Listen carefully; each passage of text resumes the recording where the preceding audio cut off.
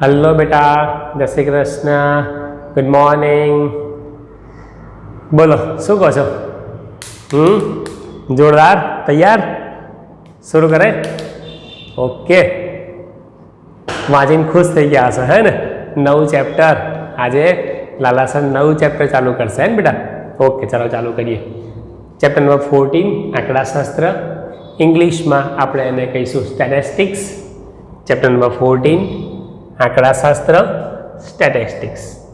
Okay, આ ચેપ્ટરમાં આપણે મીન મીડિયન મોડ કેવું એમ મીન મીડિયન મોડ એટલે કે મધ્યસ્થ અને બહુલક ભણવાના છે. આ ચેપ્ટરમાં આપણે મીન એટલે કે મધ્યક, મીડિયન એટલે કે મધ્યસ્થ અને મોડ એટલે કે બહુલક આ આપણે ભણવાનું છે. મધ્યક, મધ્યસ્થ અને બહુલક આટલું આપણે બેટા વાંચીએ ને એટલે આપણને શું થાય ખબર છે કે હા, આ તો આપણે 9મા ધોરણમાં શીખેલા છે. હે, આપણને એવું થાય કે સર આપણે 9મા ધોરણમાં તો શીખેલા છે. તમારી વાત સાચી છે, 9મા ધોરણમાં આપણે શીખેલા છે એ જ આપણે કરવાનું છે. એના કરતાં થોડુંક આપણે આગળ જવાનું છે. એ જે હતું એ પ્રાઇમરી લેવલમાં હતું. હવે આપણે થોડું આગળ શીખવાનું છે, મધ્યક, મધ્યસ્થ અને બહુલક. બરાબર? ઓકે, એક કામ કરીએ છીએ આપણે 9થમાં આગળના ધોરણમાં જે આપણે એક્ઝામ્પલ શીખી ગયા હતા ને એની જરૂર નથી, પણ એના જે શબ્દો હતા ને એની જરૂર પડશે. હું તમને ખાલી યાદ કરાવી દઉં. જેમ જેમ જે એક્ઝામ્પલમાં જે સમમાં આપણને જે શબ્દો આવશે ને એ હું તમને સમજાવતો રહીશ. પણ એકવાર તમારા મગજમાં આ શબ્દો એકવાર આવી જાય, પ્રાઇમરી આપણે એ ચેપ્ટરમાં ઇન્વોલ્વ થઈ જઈએ એટલે હું શબ્દો તમને ખાલી એક વાર હું બોલી જાઉં. 2 મિનિટ 3 મિનિટમાં આપણે ખાલી સમજી લઈએ. અસતત ચલ એટલે કે ડિસ્ક્રીટ વેરિયેબલ. પછી આવશે સતત ચલ. આ બધું આપણે તમે 9મા ધોરણમાં સાંભળેલા શબ્દો હશે. પછી જેમ જેમ જરૂર હશે એમ હું તમને લોકોને કરાવતો રહીશ. સતત ચલ એટલે કે કન્ટિન્યુઅસ વેરિયેબલ.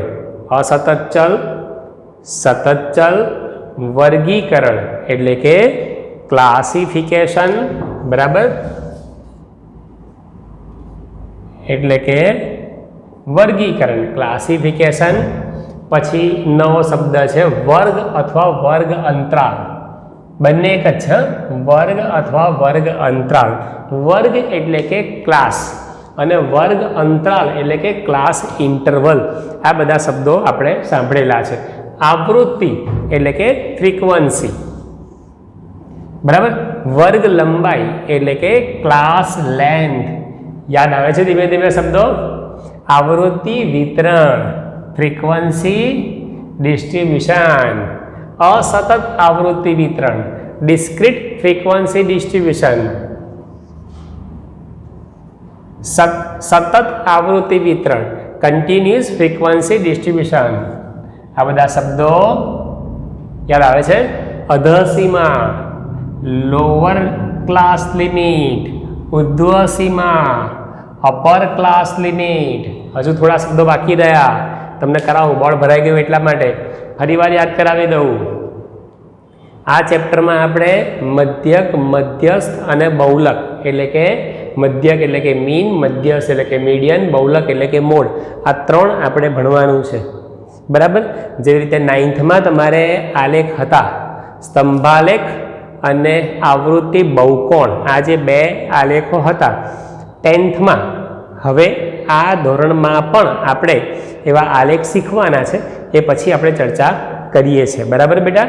અત્યારે જે શબ્દો છે, કયા કયા શબ્દોની જરૂર પડી હતી એની હું તમને વાત કરું છું. અને આ બધા જ શબ્દો ખાલી તમે એકવાર ખાલી યાદ કરી લો. બરાબર? પછી જેમ જેમ આવશે એમ હું તમને લોકોને સમજાવતો રહીશ. ડોન્ટ વરી, ગભરાને કા નહીં.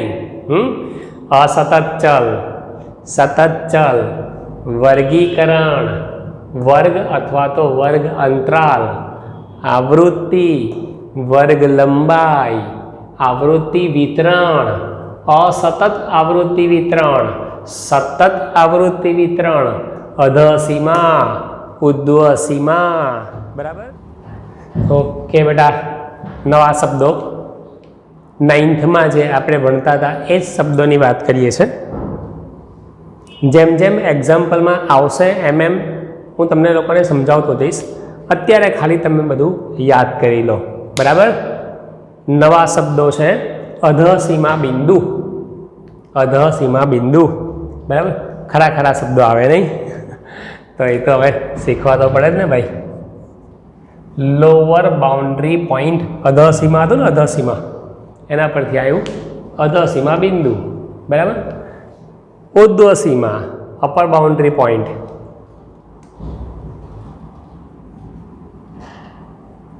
બરાબર. પછી આપણો જે ભણી રહ્યા છે અત્યારે એ છે આંકડાશાસ્ત્રમાં શું ભણવાનું હોય. તો આંકડાશાસ્ત્રની અંદર આપણે ભણવાનું હોય છે મધ્યવર્તી સ્થિતિના માપ ભણવાનું હોય છે. તો મધ્યવર્તી સ્થિતિના માપ એટલે શું?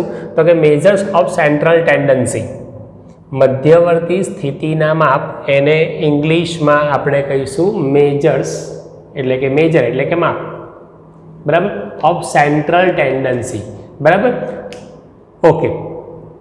મેજર્સ ઓફ સેન્ટ્રલ ટેન્ડન્સી મધ્યવર્તી સ્થિતિના માપ. હજુ શબ્દ તમને ના ખ્યાલ આવતો હોય થોડું મેં સમજાવવાનો પ્રયત્ન કર્યો છે. સમગ્ર માહિતી, જે માહિતી આપી હોય, આંકડાકીય જે માહિતી આપી હોય એની ખાસિયતો ધરાવતો અને સમગ્ર માહિતીનું પ્રતિનિધિત્વ કરતો આંક એટલે મધ્યવર્તી સ્થિતિમાન.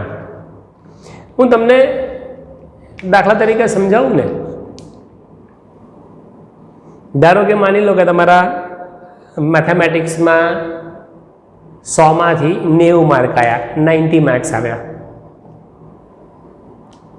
સાયન્સમાં 85 આવ્યા, ઇંગ્લિશમાં 87 આવ્યા,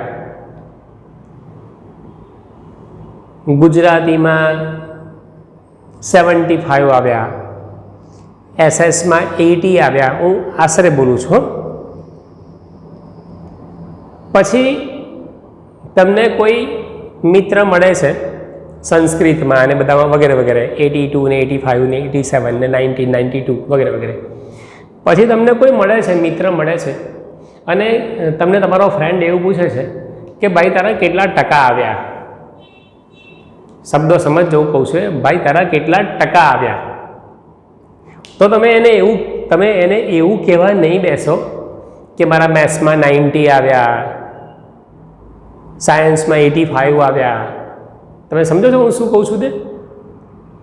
એને એ જાણવામાં રસ નથી. એને એવો આંક જાણવામાં રસ છે કે જે આખી માહિતીનું maths, science, SS, English, Gujarati, Hindi, Sanskrit ના માર્કનું પ્રતિનિધિત્વ કરતો હોય. એના માર્કનું પ્રતિનિધિત્વ એટલે એ શબ્દ સાંભળે એટલે એને લમસમ ખ્યાલ આવી જાય તમારું ભણવાનું, તમારું સ્ટડી કેવું છે, તમારો અભ્યાસ કેવો છે એ એને ખ્યાલ આવી જાય. એટલે તમે એને કહેશો, શું કહેશો ખબર છે? કે ભાઈ મારા 85% આવ્યા, મારા 85% આવ્યા. તો એ જે 85%, 85% એ આખી માહિતી એટલે કઈ? તમારા માર્કની માહિતી. સમજો છો? મેથ્સમાં 90 જે હોય, હા, મેથ્સમાં 90, સાયન્સમાં 85 ને 82 ને 70 હું જે બોલ્યો હોય તે, એ આખી માહિતીનું પ્રતિનિધિત્વ કોણ કરે છે? 85%. તો 85% જે છે ને એ આખી માહિતીનું પ્રતિનિધિત્વ કરતો અંક છે. એ એવો આંક છે કે જે એની આજુબાજુ તમારા માર્ક્સ આવેલા છે. બરાબર. તો એને જાણવામાં રસ છે. પ્રતિનિધિત્વ કરતો આંક કે જેને આપણે કહીશું તમારા ટકા. તો ટકા છે ને એ પણ એક પ્રકારનું મધ્યવર્તી સ્થિતિના માપમાંથી આ જે 3 પ્રકારના માપ છે ને, મધ્યક એ તમારા ટકા જ છે. ઇન શોર્ટ, ટૂંકમાં આખી માહિતી, સમગ્ર માહિતી, જેમ કે હમણાં આપણા તમારા માર્ક્સની બધી માહિતી હતી ને, મેથ્સના, સાયન્સના, એસએસના બધા, સમગ્ર માહિતી એની ખાસિયતો ધરાવતો અને સમગ્ર માહિતીનું પ્રતિનિધિત્વ કરતો આંક. જેવી રીતે 85% એ પ્રતિનિધિત્વ કરતો આંક કહેવાય. બરાબર. એને મધ્યવર્તી સ્થિતિનું માપ કહેવાય. એટલે કે મધ્યવર્તી સ્થિતિના માપ એ 3 પ્રકારના હોય છે: મધ્યક, મધ્યસ્થ અને બહુલક. વળી પાછું તમને લોકોને એવું થાય કે સર મધ્યક એટલે શું, મધ્યસ્થ એટલે શું, બહુલક એટલે શું? આ 9મા ધોરણમાં શબ્દો તમારે આવી ગયેલા છે. આ હું તમને 9મા ધોરણનું જ રિવિઝન કરાવું છું કે જે તમને ઝડપથી એક એક વાર હું તમને આખું ચેપ્ટર યાદ કરાવું છું. આપણે બધા દાખલા ગણતા નથી. જેમ જેમ 10થમાં ઉપયોગ આવશે તેમ તો હું તમને કહીશ જ બેટા, તમે ચિંતા ના કરશો. આ તો હું બધું 9થના શબ્દો હું તમને યાદ કરાવું છું. બરાબર? ઓકે બેટા. 9થમાં થોડું આપણે જે શબ્દોનો પરિચય આપણે કર્યો, થોડોક હવે ટોપિક પર આપણે બેટા આવીએ કે આપણે શું ભણ્યા હતા એના પર આપણે આવીએ.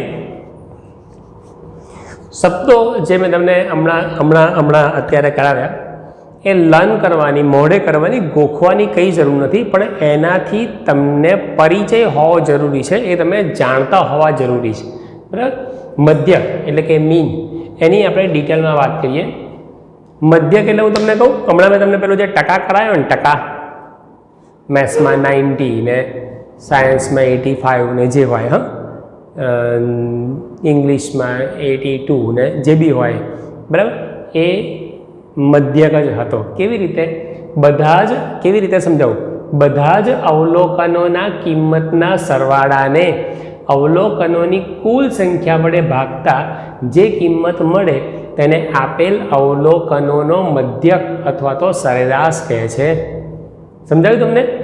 બધા જ અવલોકનોની કિંમતના સરવાળાને અવલોકનોની કુલ સંખ્યા વડે ભાગતા જે કિંમત મળે તેને આપેલા અવલોકનોનો મધ્યક અથવા સરેરાશ કહે છે. અવલોકન અવલોકન અવલોકન અવલોકન શબ્દ આવે ને એટલે તમને લોકોને નવું લાગે, પણ હમણાં એમ કહું કે બધા જ સબ્જેક્ટ, બધા જ વિષયોના માર્ક એના સરવાળાને, બરાબર, વિષયોની કુલ સંખ્યા વડે ભાગતા જે આવે એને ટકા કહે છે, એટલે કે મધ્યક કહે છે, એટલે કે સરેરાશ કહે છે. સમજાયું? આપણે પૂછીએ કે ટકા, ભાઈ તારા ટકા કે એટલે શું? તમે લોકો શું કરો? હું તમને એમ કહું બેટા તારા કેટલા ટકા આવ્યા? તમે શું કરો? બધા વિષયોના માર્કનું ટોટલ કરો. બધા વિષયોના માર્કનું ટોટલ કરો એટલે અવલોકનોનો સરવાળો થયો. છેદમાં એ સરવાળાને તમે લોકો શું કરો? એ ટોટલ જે આવ્યું હોય એને તમે શું કરો?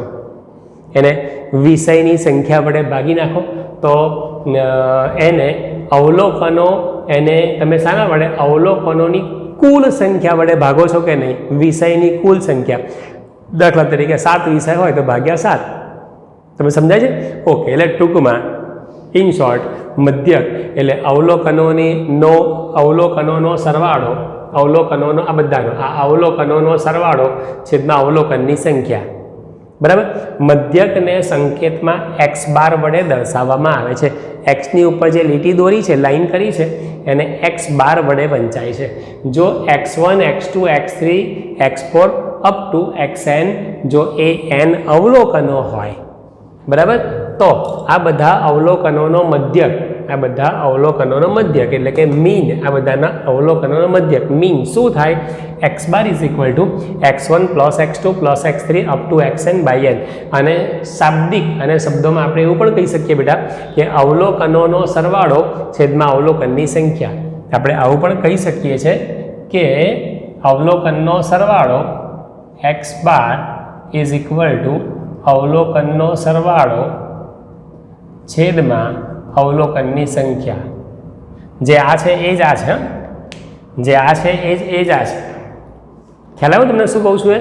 ઓકે, જોઈ લો, વાંચી લો એકવાર.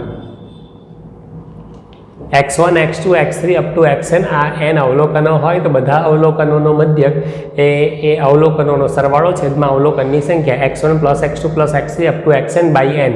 બરાબર? એને આપણે આ રીતે પણ લખી શકીએ. સિગ્મા એ સરવાળાનો સંકેત સૂચવે છે. સિગ્મા કોઈ કસર પાછું આ શું કર્યું? સિગ્મા ઓફ xi જ્યાં i is equal to 1 to n by n.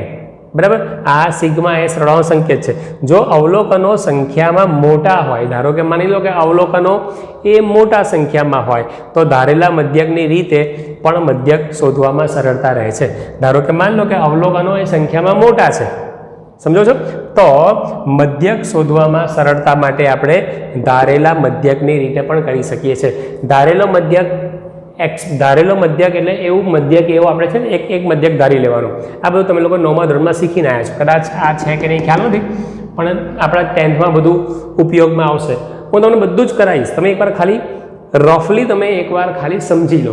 Okay, x bar is equal to a plus sigma d જ્યાં i is equal to 1 to n of by n. ફરી એકવાર x bar is equal to a plus sigma d i is equal to 1 to n by n, જ્યાં a શું છે? ધારેલો મધ્યક છે. di શું છે? xi minus a છે. n શું છે? અવલોકનોની સંખ્યા છે. બરાબર. અને હવે ફરી પાછું બીજું આવે છે. આ બધું હતું, આ પણ x બાર હતો અને આ પણ x બાર છે. બરાબર. આ છે અસતત આવૃત્તિનો મધ્યક. આ જે છે અસતત, આ વર્ગીકૃત માહિતી આવે એમાંથી અસતત અને સતત, એમાં અસતત છે. અને આ બધી અવર્ગીકૃત માહિતી છે.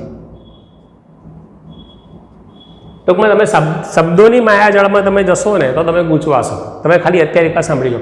ઓકે, અસતત આવૃત્તિ વિતરણનો મધ્યક x bar is equal to sigma fi xi જ્યાં i is equal to 1 to k upon sigma fi જ્યાં i is equal to 1 to k is equal to sigma fi xi by n. બરાબર. તમે i is equal to 1 to k લખવાની જરૂર નથી, ખાલી આટલું યાદ રાખશો તો પણ ચાલશે. Sigma fi xi by n. n એટલે શું? આવૃત્તિના સરવાળાને n વડે દર્શાવવામાં આવે છે. બરાબર. આવૃત્તિનો સિગ્મા fi એટલે આવૃત્તિનો સરવાળો થયો બેટા. સિગ્મા fi એટલે આવૃત્તિનો સરવાળો થયો, એને n વડે દર્શાવવામાં આવે છે. અને સિગ્મા fi xi એટલે બધા fi xi નો સરવાળો, જ્યાં અહીં x1 ની આવૃત્તિ f1 છે એવું આપણે સ્વીકારી લઈએ છીએ, x2 ની આવૃત્તિ f2 છે, x3 ની આવૃત્તિ f3 છે. બરાબર. ઓકે, જોજો હા. x1 એની આવૃત્તિ f1 છે. બરાબર. પછી x2 એની આવૃત્તિ f2 છે. બરાબર. આ રીતે આપણે તમે જોવા જાઓ ને, બરાબર. અને પછી આપણે શું કરવાનું ખબર છે? f1 ને x1 નો ગુણાકાર કરવાનો, f2 અને x2 નો ગુણાકાર, બધું આવશે, એ બધું તમને કરાવીશ. તમે અત્યારે ખાલી ફોર્મ્યુલા થોડું રફ સમજો. બરાબર. ઓકે, તો આ આપણું મધ્યકનું થોડું ઘણું તમને ડિટેલિંગ ખ્યાલ આવી ગયો હશે. x બાર એટલે અવલોકનોનો સરવાળો છેદમાં અવલોકનની સંખ્યા. જો અવલોકનો મોટા હોય તો ધારેલા મધ્યકવાળી રીત થઈ શકે. હું જે બોલું છું યાદ રાખજો.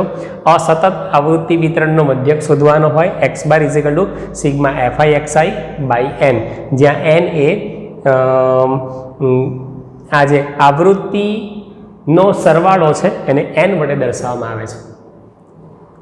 ચિંતા ના કરશો, જેમ જેમ દાખલા આવશે એમ હું તમને બધું ફરીવાર સમજાવીશ. Don't worry. બરાબર ને? ઓકે બેટા. મધ્યકની માહિતી પરથી હવે આપણે મધ્યસ્થ અને બહુલકની માહિતી એના વિશે પણ થોડું સમજી લઈએ. મધ્યસ્થ કોને કહેવાય, એનું સૂત્ર, એને શું સંજ્ઞા છે. જેવી રીતે મધ્યક બરાબર, x બારની વાત કરું છું. કોને કહેવાય, એની સંજ્ઞા શું હતી, એના સૂત્રો શું હતા, એ આપણે શીખ્યા. એ આપણે હમણાં મેં તમને કહ્યું. મધ્યસ્થ એટલે કે મીડિયન, એની સંજ્ઞા શું આવે, એને કેવી રીતે સમજાય, શું છે એનું સૂત્ર શું છે. પછી બહુલક, બરાબર, એનું સૂત્ર અને વગેરે વગેરે. મધ્યસ્થ કોને કહેવાય? માહિતીના અવલોકનોને ચડતા અથવા ઉતરતા ક્રમમાં ગોઠવ્યા પછી મધ્યમાં રહેલો અંક, મધ્યમાં રહેલો અવલોકન, એને માહિતીનો મધ્યસ્થ કહે છે. મધ્યસ્થને m વડે દર્શાવવામાં આવે છે. ફરીવાર બોલું છું.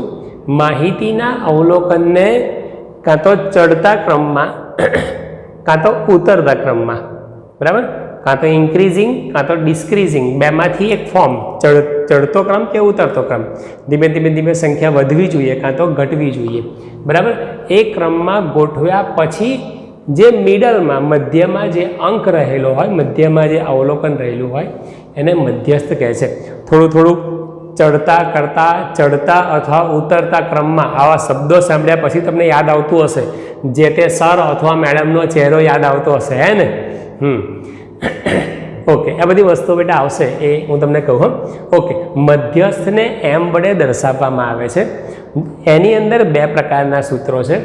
અવલોકનની સંખ્યા એકી હોય તો, એટલે કે અયુગ્મ હોય તો, અને અવલોકનની સંખ્યા બેકી એટલે કે યુગ્મ હોય તો.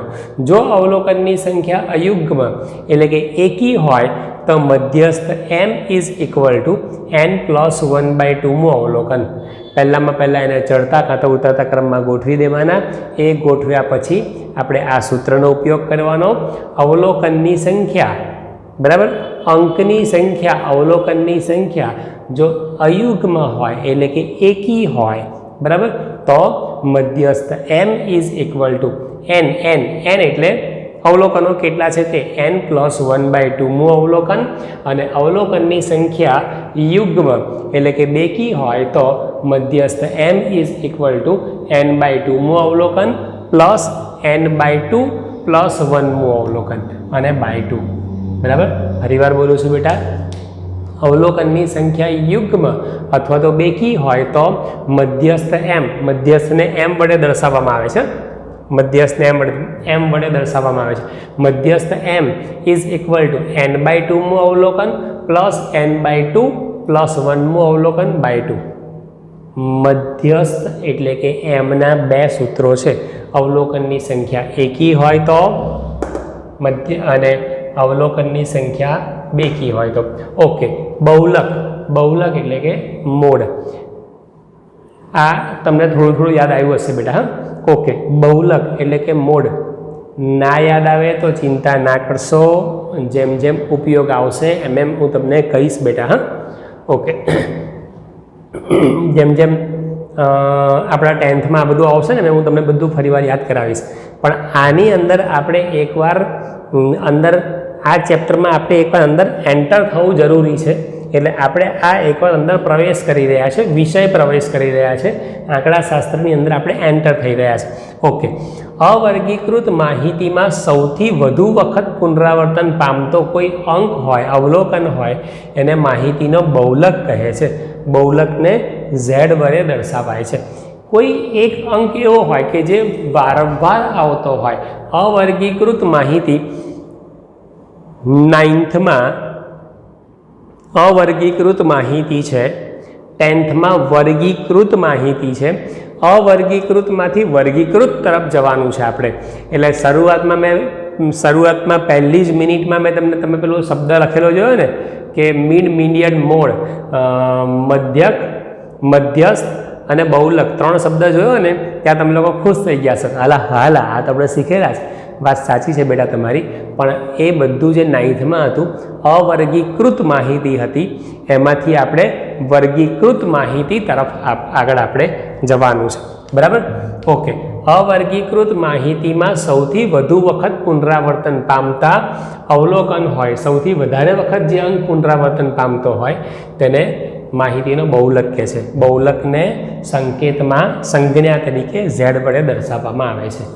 બરાબર, કોઈ માહિતી એવી હોય જેમાં કોઈ અંક પુનરાવર્તન પામતો જ નથી, કોઈ અવલોકન રિપીટ થતો જ નથી, તો આપણે એવું કહી શકીએ છીએ કે આ માહિતીને બહુલક નથી, બહુલક ન મળે, આ માહિતી માટે બહુલક ન મળે એવું કહી શકીએ. અથવા કોઈ અંક એવો છે, દાખલા તરીકે કોઈ અંક એવો છે કે જે સરખી વાર રિપીટ થાય છે. સપોઝ માની લો કે 2, બધા અંકો એક વાર છે, પણ 2 દેટ ઇઝ 3 ટાઈમ, 2 એ 3 વાર છે. અને સપોઝ માની લો કે 7 એ પણ 3 વાર છે. બધા અંકો 1-2 વાર છે, પરંતુ 2 એ 3 વાર છે અને 7 એ પણ 3 વાર છે. તો બહુલક 2 બહુલક મળે, 2 અને 7.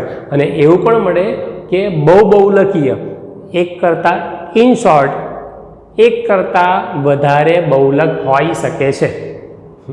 નહીં તો પાછા તમે લોકો ગૂંચવા હશો કે તમે સર શું સમજાવો છો. બહુલક ન મળે એવું પણ આવી શકે, એક બહુલક પણ આવી શકે, અને એક કરતાં વધારે બહુલક પણ હોઈ શકે, આટલું તમે લોકો યાદ રાખજો. અને 9th અને 10thમાં એટલો બેટા ફેર છે કે આપણે અવર્ગીકૃત માહિતી માંથી આપણે વર્ગીકૃત હવે આપણે શીખવાનું છે. શબ્દો આપણા બધા આના આ જ આવશે. આ આપણે 9thમાં મોટા ભાગે આ હતું અને 10thમાં આપણું આ આવશે, બરાબર. પણ શબ્દો બધા આના આ જ આવશે. મેં તમને પહેલાં જ એવું કહ્યું કે શબ્દોથી એકવાર તમે પરિચય કેળવી લો, બરાબર. ઓકે બેટા, થેન્ક યુ. આપણે જેટલું પણ શીખ્યા ને એને હવે ધીમે ધીમે આપણે આગળ જવા દઈએ.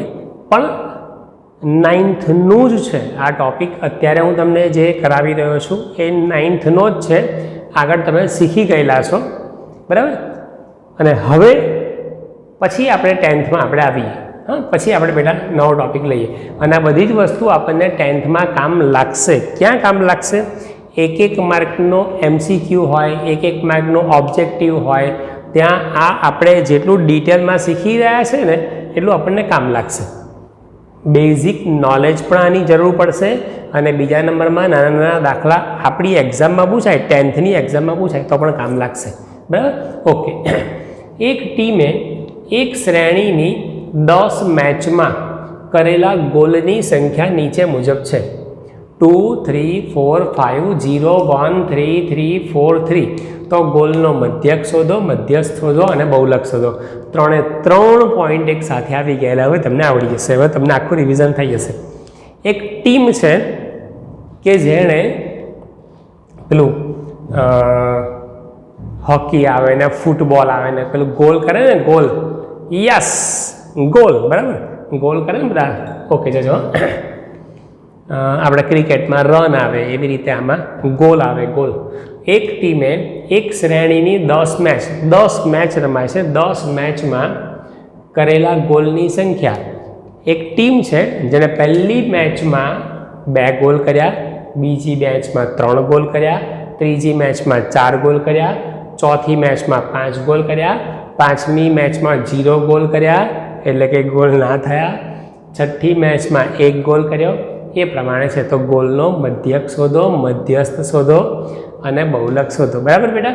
ઓકે, ચલો મધ્યક x બાર શોધીએ. મધ્યક x bar is equal two સૂત્ર હવે તમને ધીમે ધીમે યાદ આવવું જોઈએ. સિગ્મા xi, જ્યાં i is equal to 1 to n અથવા 1 to k એવું તમે લોકોએ આગળ વાંચેલું છે. અહીંયા 10 મેચ રમાઈ છે એટલે xi ઇઝ ઇક્વલ ટુ, જ્યાં સિગ્મા xi, જ્યાં i is equal to 1 to 10. કેમ 1 to 10? કારણ કે 10 મેચ રમાઈ અને છેદમાં n એટલે કેટલી મેચ રમ્યા તે, બરાબર. અથવા તો અવલોકનોની સંખ્યા અથવા અંકોની સંખ્યા, આ બધું કહી શકાય. સૂત્રને સમજવાનો પ્રયત્ન કરજો, સૂત્ર મોડે કરજો. x bar is equal to sigma xi, જ્યાં i is equal to 1 to 10 by n. Sigma એ સરવાળાનો સંકેત છે. ઓકે, સિગ્મા xi, જ્યાં i is equal to 1 to 10, બરાબર. બધાનો ટૂંકમાં બધા અવલોકનોનો સરવાળો. ના યાદ રહે તમને એવું કહ્યું છે કે અવલોકનોનો સરવાળો છેદમાં અવલોકનની સંખ્યા.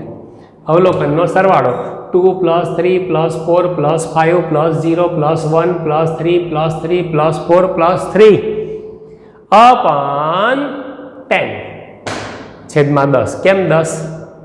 કુલ 10 મેચ રમાઈ છે એટલા માટે, બરાબર.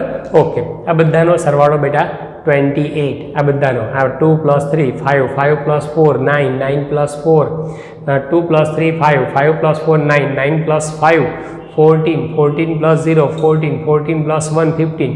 એ પ્રમાણે તમે લોકો જોઈ લેજો. 28 by 10 એટલે કે 28/10 એટલે કે 2.8, 2.8. મધ્યક થશે બેટા 2.8. ચાલો મધ્યસ્થની વાત કરીએ. મધ્યસ્થ એટલે m. આપેલા પ્રાપ્તાંકોને ચડતા ક્રમમાં ગોઠવતા. આપેલા પ્રાપ્તાંકો છે એને ચડતા ક્રમમાં ગોઠવીએ. ચડતો ક્રમ એટલે પહેલાં નાની સંખ્યા પહેલાં આવે, એનાથી મોટી, એનાથી મોટી, એનાથી મોટી, ચડતા ક્રમમાં વધવાનું, ઇન્ક્રીઝિંગ, બરાબર. તો સૌથી નાનામાં નાના 0, બરાબર. સૌથી નાનામાં નાના 0, બરાબર. પછી 1, તમે જોશો તો એનાથી મોટા 1, પછી 2, બરાબર, પછી તમે જોશો તો 3, 3, 3, 3, 4 ટાઈમ 3, 3, 3, 3, પછી એનાથી મોટા 4, એનાથી મોટા 4, 4 બે વાર છે એટલે બે વાર લખવાનું બેટા, અને પછી 5. બરાબર, ચડતા ક્રમમાં ગોઠવાઈ ગયા. ચડતા ક્રમમાં ગોઠવશો, ચડતા ક્રમમાં એટલે સૌથી નાનામાં નાનો પ્રાપ્તાંક પહેલાં આવે, પછી એનાથી મોટો, પછી એનાથી મોટો, અને સેમ રિપીટેડ જો સરખી સંખ્યા રિપીટ થતી હોય 3 એવું 4 વાર હોય તો 3, 3, 3, 3, પછી 4 એવું 2 વાર છે તો 4, 4 ને 5. બરાબર, 3 એવું એક વાર લખવાનું નથી.